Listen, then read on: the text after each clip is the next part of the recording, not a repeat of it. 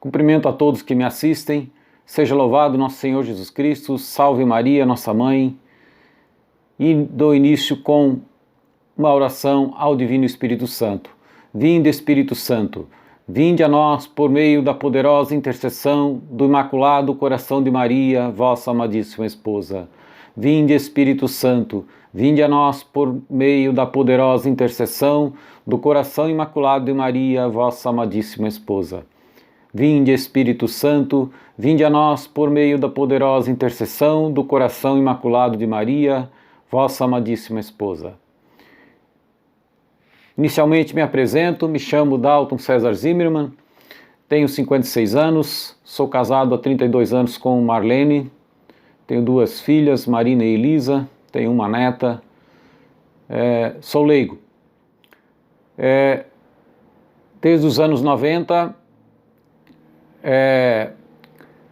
já li alguma coisa sobre as mensagens, já conhecia alguma coisa sobre as mensagens da verdadeira vida em Deus e até acompanhava. Mais tarde não acompanhei mais, até afastei um pouco da igreja.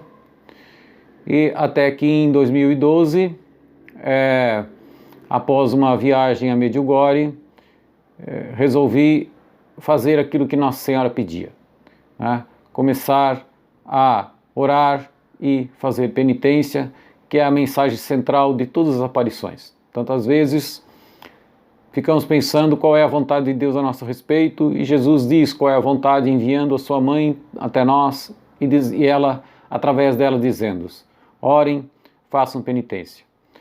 Comecei a praticar isso e senti necessidade de um diretor espiritual, e ele me apresentou os livros de teologia mística, Teologia do Progresso Espiritual. Basicamente são 3 as grandes obras que pautam os cursos de teologia mística. A primeira é do padre Adolphe Tanqueray, Compêndio de Teologia Ascética e Mística, que também tem a sua versão em inglês, The Spiritual Life, a Treatise on Ascetical and Mystical Theology, do Father Adolphe Tanqueray. Também existe o livro Teologia da Perfeição Cristã, do Padre Antônio de Royo Marim, cuja versão em inglês é The Theology of Christian Perfection, Father Royo Marim. E também o livro As 3 Idades da Vida Interior, do Padre Garrigou Lagrange, cuja versão em inglês é The 3 Ages of the Interior Life. Todos os 3 abordam de maneira sistemática o progresso espiritual. Comecei a me inteirar desses assuntos, gostei demais, ao mesmo tempo que tentava vivenciar através de oração, mortificação. Comecei a dar cursos e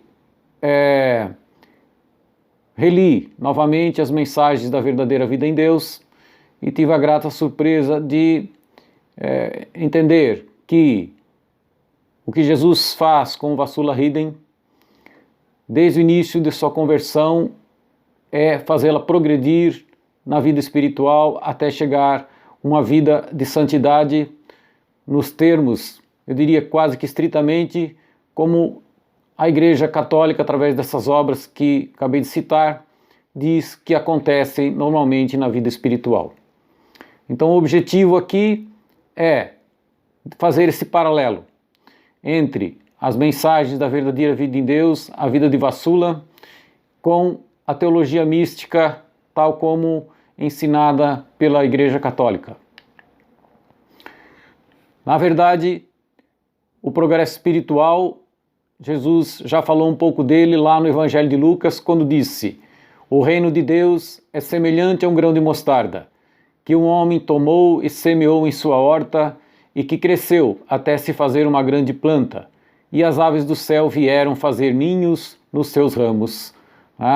Em outra passagem, São Pedro, em sua carta, também diz: crescei na graça e no conhecimento de nosso Senhor e Salvador Jesus Cristo. Então, o progresso espiritual já é algo que não é uma invenção, está estabelecido na própria Bíblia e ele acontece. E em muitas outras passagens podemos também verificar isso também. Já na verdadeira vida em Deus, lá nos primeiros anos, Jesus disse a vassula: vinde a mim com pureza de coração, pretendo fazê-la progredir. Em outro local, eu te ajudarei a prosseguires, conduzo-te à santificação. E o final dessa santificação, o que é? Na verdade, é a frase da oração sacerdotal de Jesus que diz: para que todos sejam um, assim como tu, Pai, estás em mim e eu em ti. E nesse sentido, Jesus diz a vassula: sê uma comigo. Vassula, em outro local, vassula, quero-te perfeita. Ou seja, nosso fim último é Deus, como diz Santo Tomás de Aquino. Caminhamos para Deus. O nosso objetivo é ser um com Deus e é esse todo também o objetivo das mensagens da verdadeira vida em Deus. Para nos unirmos a Deus por Espírito, devemos nos sobrenaturalizar. E o que é sobrenaturalizar? Sobrenaturalizar-nos é justamente desenvolver essa vida da graça em nós, ou seja, caminharmos para a perfeição. Só que isso nem sempre acontece.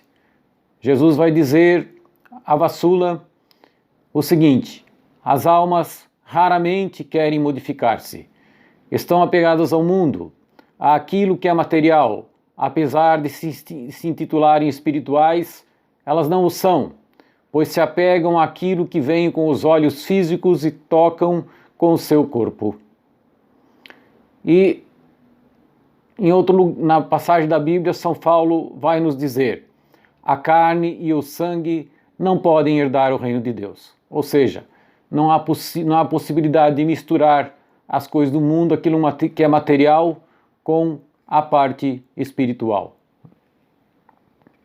Bom, para que haja, na verdade, esse progresso espiritual, a teologia mística vai nos ensinar que um dos primeiros requisitos, nesse caso, quem nos fala claramente sobre isso é o padre Adolfo Tanqueray, que um dos primeiros requisitos, que ele chama de meio de santificação, é o desejo de perfeição, é ter o desejo de progredir.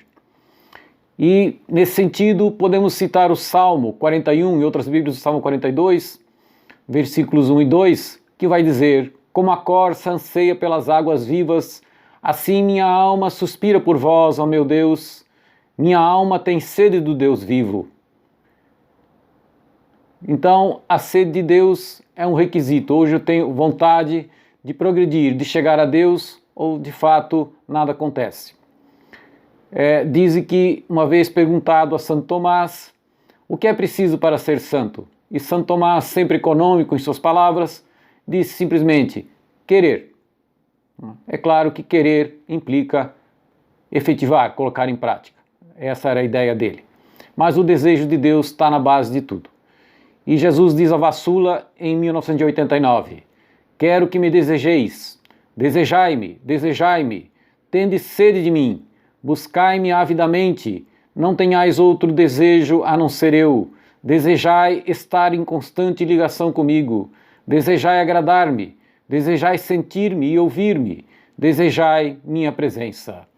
Então, já lá no início, em 1989, Jesus fala sobre o desejo que devemos ter de Deus, ou nesse caso dele próprio, que é Deus também. O segundo meio de santificação citado pela teologia mística, grande meio, que tem outros, não vou citar todos, mas os três maiores, o segundo é a oração.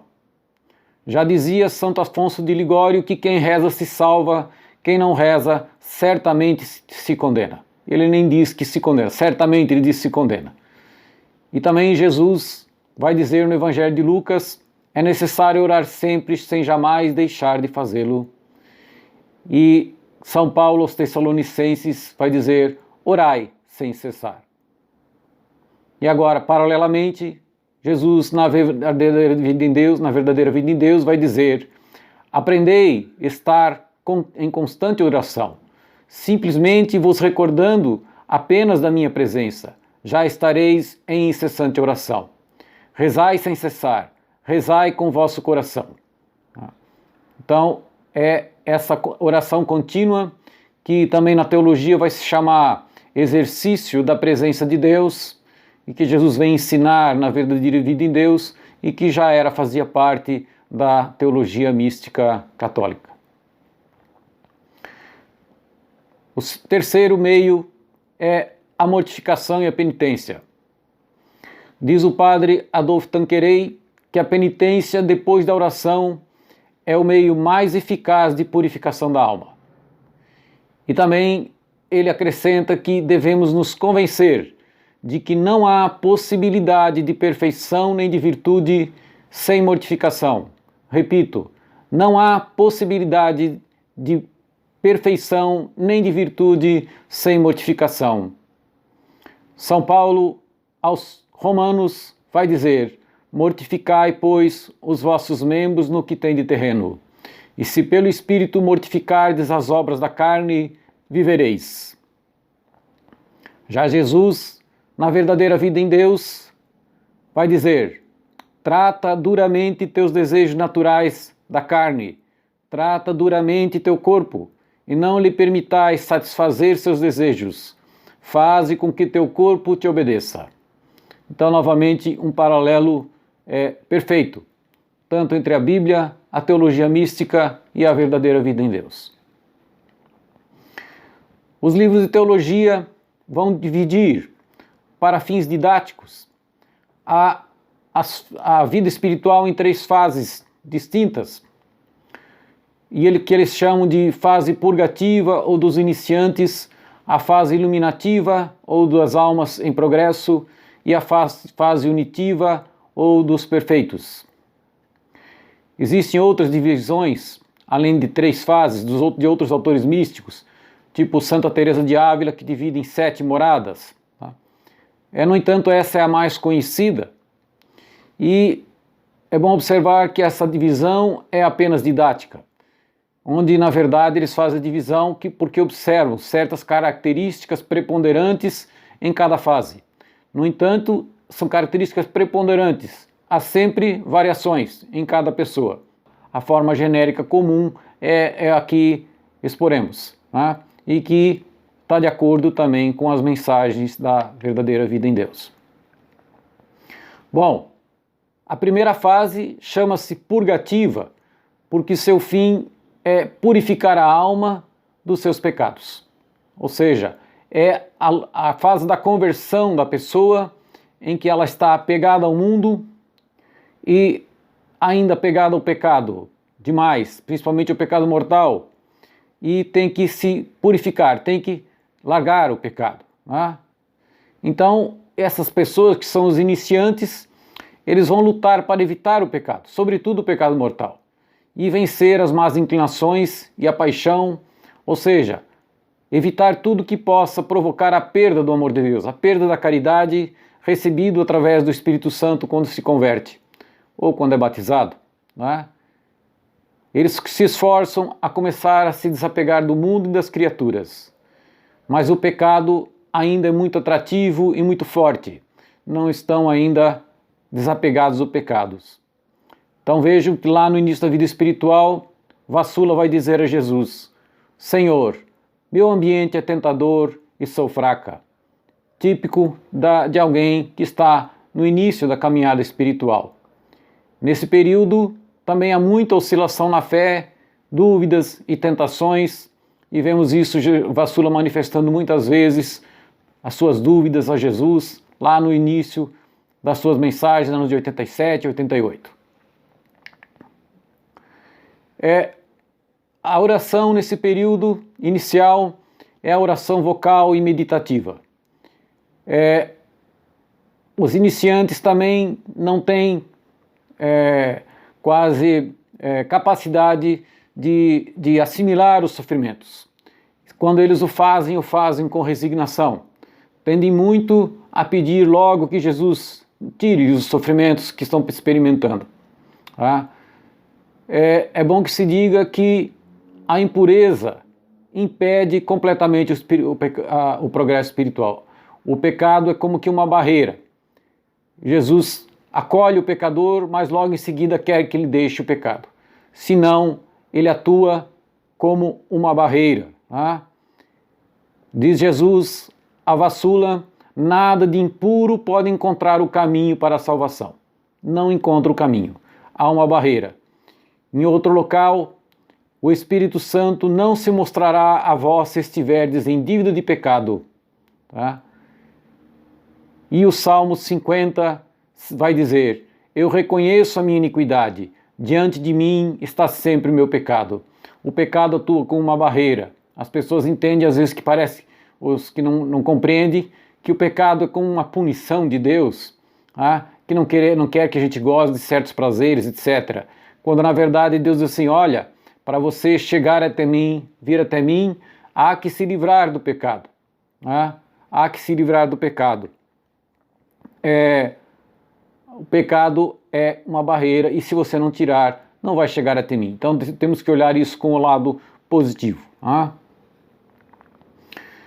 Por outro lado, essa vida é uma vida dos iniciantes, é uma vida de purificação. É uma vida onde a pessoa começa a desprender das coisas.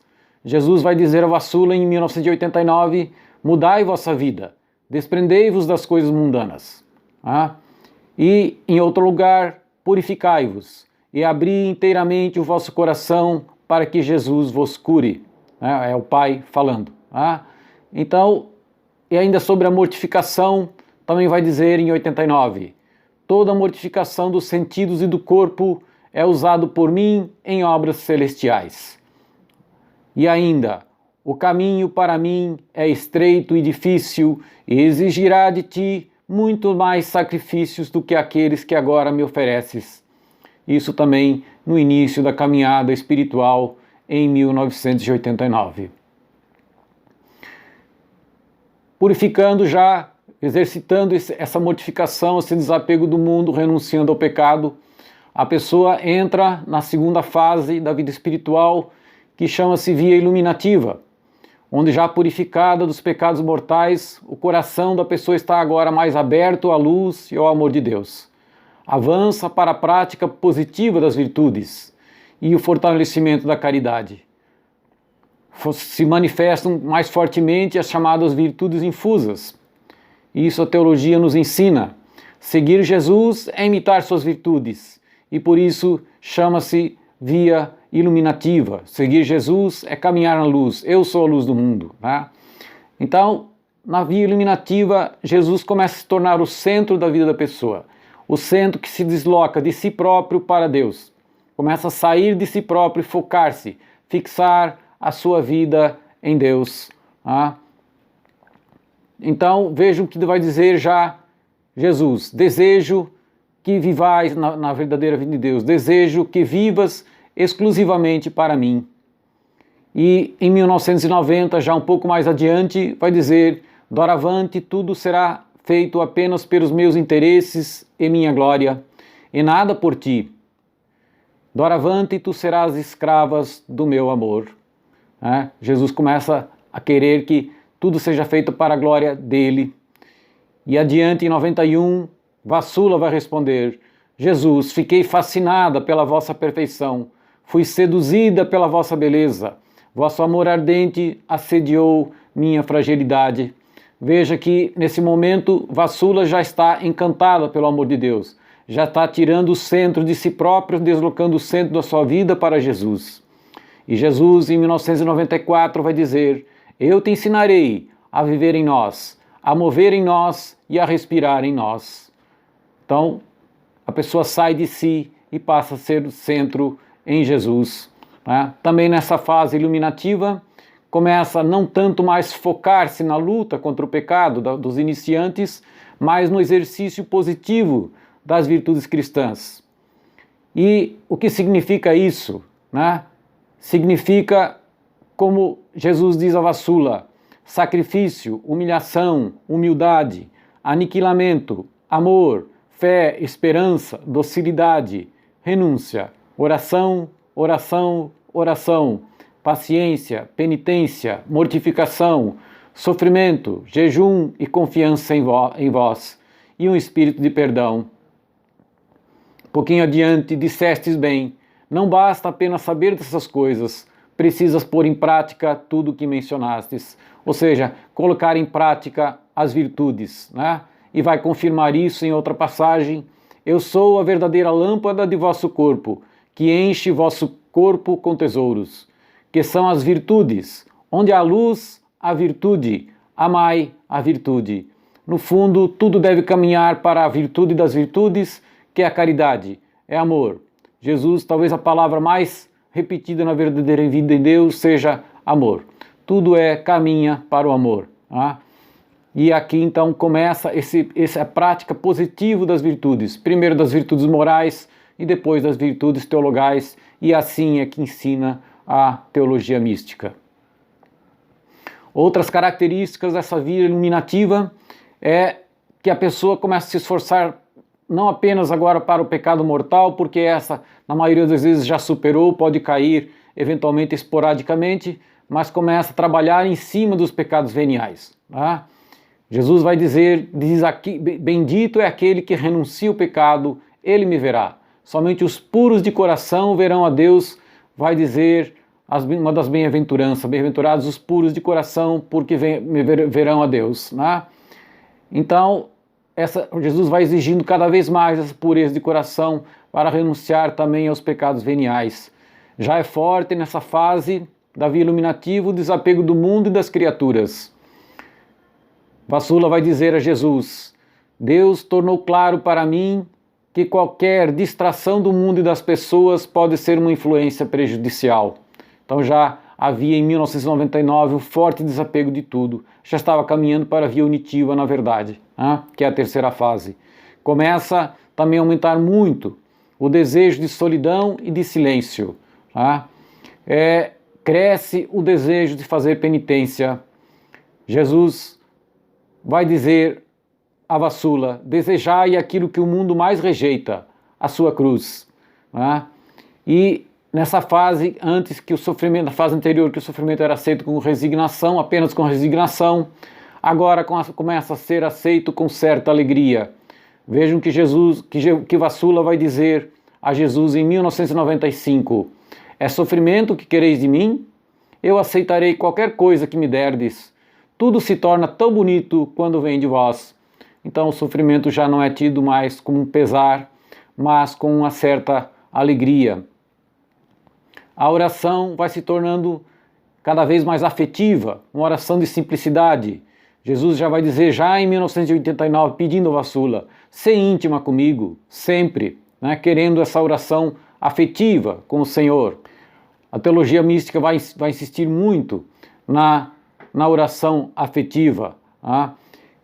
Também Jesus vai dizer em 1991, ajudo-te constantemente a alcançares um nível mais alto de oração, progredir na oração que vai chegar na unitiva, na oração contemplativa.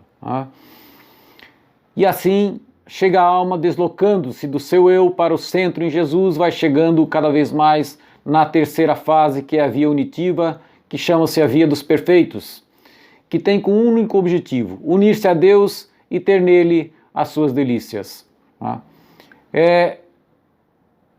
Jesus, Vassula vai dizer em 1995, já quando já estava entrando na via unitiva, que alegria ser uma convosco.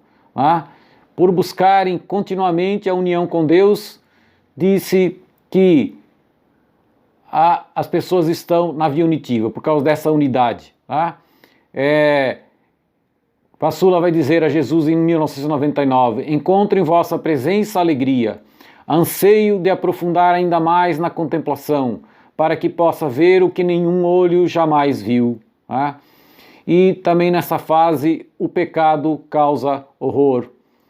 Jesus vai dizer a Vassula já em 1990, far-te-ei experimentar no futuro, porque estávamos em 1990, uma verdadeira aversão por tudo quanto é contrário à minha santidade e à minha vontade. Né? As virtudes atraem, sobretudo as virtudes teologais, por serem meios de unir a Deus. Tá? Jesus vai dizer em 2001, posso deificar tua imagem se receberes o tesouro do caminho das virtudes. O mundo nessa fase lhes parece um desterro, como São Paulo, anseio morrer para estar com Cristo. Né? E Vassula vai dizer a Jesus em 2002, o que ainda faço nesta terra, a qual não pertenço, nem a ninguém. Então, também nessa fase são fortes as manifestações dos dons do Espírito Santo. Em 1995, Jesus já vai dizer, pelo poder de meu Espírito Santo, agora dá lugar para o meu Espírito Santo, semear em ti sementes do céu. Quanto mais unida a pessoa está, mais fortes são as manifestações do Espírito Santo. É forte o desejo agora de fazer penitência. Não é só aceito com um pouco de alegria, com certa satisfação, mas já é, muitas vezes, desejado o sofrimento. Jesus vai dizer já em 1996, então tu própria me pedirás voluntariamente para ser a vítima da vítima, o crucifixo do crucificado. E então, sobre a alegria que experimenta no sofrimento, Jesus vai dizer em 98, mas a maior alegria de todas sentes quando descobres que te tornastes uma cópia da minha paixão e uma parte de mim, a suprema vítima. E em 2002, bendito é aquele que ansiosa e apaixonadamente abraça a minha cruz. Ele entrará na visão beatífica e sua alma conhecerá alegrias inefáveis. Então, os santos começam a experimentar alegria no sofrimento e muitos vão dizer, São João da Cruz, o que ele queria, sofrer e amar, né? E tantos outros vão pedir sofrimentos e tinha alegria porque sabendo que o sofrer é redentor e começa a se alegrar no sofrimento, como os apóstolos que depois de terem sido flagelados por pregarem o nome de Jesus, sentiram-se muito alegres por sofrerem alguma coisa pelo nome do Senhor. A oração na via unitiva é a oração contemplativa. Jesus vai dizer já em 1999, este ano quero que minha bem-amada se entregue ao doce repouso da contemplação. São Francisco de Sales vai dizer que a contemplação, a meditação é a mãe da devoção e a contemplação é a filha da devoção. A pessoa encontra a devoção, encontra a afetividade pela meditação e depois desfruta do amor de Jesus, que é a contemplação, é o repouso em Deus. Jesus ainda vai dizer em 2002, a única verdadeira teologia é a contemplação de mim. Então, era Vassula caminhando, estando já na via unitiva. Nessa via unitiva também se manifestam os fenômenos místicos extraordinários, conhecidos como levitação, bilocação, eflúvios luminosos, eflúvios odoríferos, os estigmas, arroubos, etc. Vejam que no livro que Vassula editou, O Céu Existe, mas o Inferno Também, lá no capítulo 16, ela vai dizer, está em tais momentos de oração, muitas vezes, sob o poder do Espírito Santo, tenho a experiência da levitação. Já tinha chegado na última fase da vida espiritual e também experimentou certos momentos, experimentou certos momentos desses fenômenos místicos extraordinários, embora digam que no final isso também se acalma. A pessoa entra numa unidade plena e até os fenômenos místicos normalmente diminuem bastante quando não se extinguem. Também essa fase unitiva é a fase do matrimônio místico, da união transformante, tão falado por São João da Cruz, por Santa Teresa de Ávila e também mencionado por Jesus na VVD. Nós celebraremos nossos esponsais, já dizia Jesus em 1998. E em 2003 ele vai dizer, embora ainda estejas na terra, estarás em mim, e tendo recebido uma visão de mim, teu coração subirá ao céu, nas asas do divino amor e da religião, percebendo que aquele que está diante de ti em sua inefável e gloriosa beleza não é outro senão teu Criador e Esposo. Então, no final do livro, temos esse hino de amor da alma desposada, que também é tão celebrada lá no livro dos Cânticos, que os místicos, todos eles sempre relacionaram com esse matrimônio espiritual da alma com Deus, agora confirmado por Jesus. Na verdade, é isso. Ao longo dos anos, Jesus vai fazendo Vassula progredir. E isso está em plena concordância com a teologia mística católica. É isso que tinha para mostrar para vocês. Agradeço a atenção de todos. Salve Maria, seja louvado nosso Senhor Jesus Cristo. Muito obrigado.